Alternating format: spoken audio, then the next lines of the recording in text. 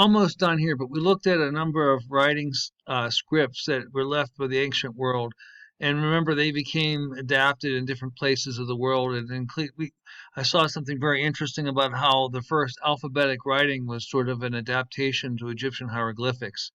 But alphabetic systems and other systems are still used around the world. The Chinese calligraphy system is still the basis of writing, not just in China, but also one of the writing styles used in Japan. But of course, writing is going to have a very important piece here.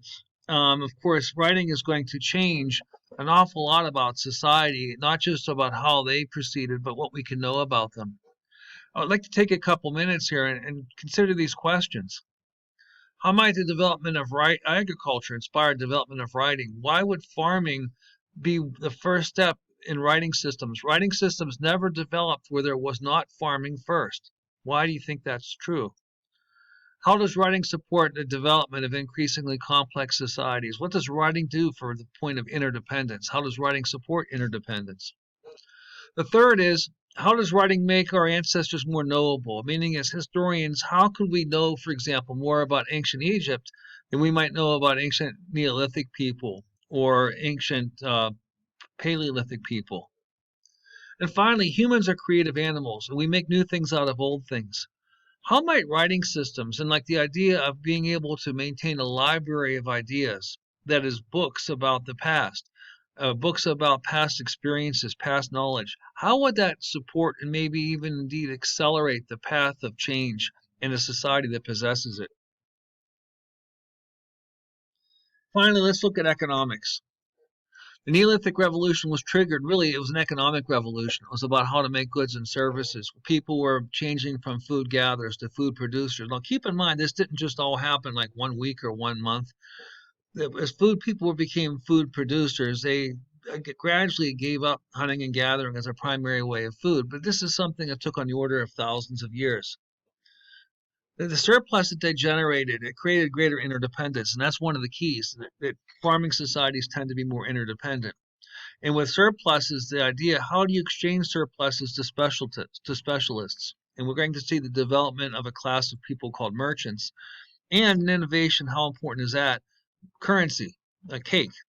How can we convert our efforts and work so we could get goods that we don't produce ourselves?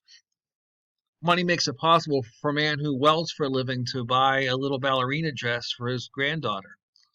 Because again, our work and time becomes fluid. I could even gather the efforts and money, put it in the bank, and then live at a time of my life where I don't work at all based on what accumulated savings I have. All these phenomena only became possible with the development of specialization, currency, and trade. The economic impact of farming is going to impact all aspects of spice. We'll talk about social structures and organizations, political systems, talking about the interaction, the use of the environment, culture, knowledge, and what people knew and what they believed in terms of God. You know, different societies and their religion have a lot to do with agriculture. And of course, this is an economic system, agriculture. There's a picture of some agricultural work, some trade going on in ancient Mesopotamia. You see the New York Stock Exchange where they'd say, what is there that they're trading? Well, our society is so abstract, we trade in money, and that money is converted into enterprises where things are goods and services are traded and created. Told you they were fragile pieces, but we can see the Neolithic River Valley civilizations that would eventually emerge into the cradles of civilization, places where the first human complex communities developed. We have here the Fertile Crescent, we have the Egyptian areas of the Nile River, the Indus River Valley, and there we have in China.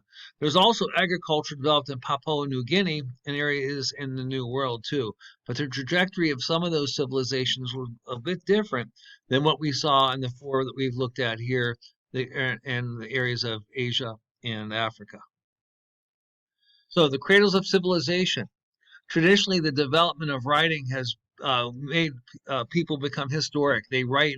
We can see their deeds. We could read their ideas and their thoughts. We understand their religion without simply inference of objects, but by looking at their work, by writing, by reading their writing.